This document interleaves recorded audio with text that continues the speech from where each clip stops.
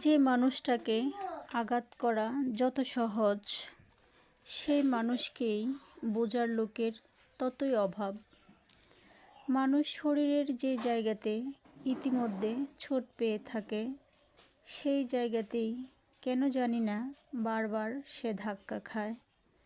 যেখানে বসে থাকতে তার ভালোই লাগছে বেশ, সেখান থেকেই উঠে যেতে বাধ্য করা হয়।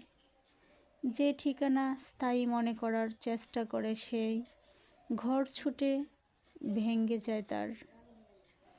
এ সত্য চিরন্তন, যে জীবনকে যত সহজ চোখে দেখেছিল, জীবন তার খাতায় সাজিয়ে দিয়েছে ততই কঠিন কঠিন অঙ্ক। আসসালামু আলাইকুম, কেমন আছেন আপনারা সবাই? আশা করি সবাই ভালো আছেন। আমিও আছি মোটামুটি। ঠান্ডা লেগেছে, ঠান্ডার সিজন, এখন সবারই কম বেশি ঠান্ডা লাগছে।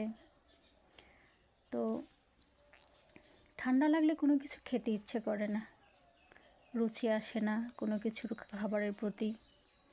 আমিও খেতে পারছিলাম না। তখন আমার হাজবেন্ডকে বললাম, কোনো কিছুতে খেতে ভালো লাগছে না, কি খাবো বলো? ও আবার কি করলো, আমার পছন্দের খাবার বিরিয়ানি নিয়ে আসলো। ভালোবাসার মানুষ যখন ভালোবেসে কোনো কিছু দেয় কিংবা কিনে নিয়ে আসে, তার থেকে খুশির ব্যাপার তো আর কিছুই হতে পারে না।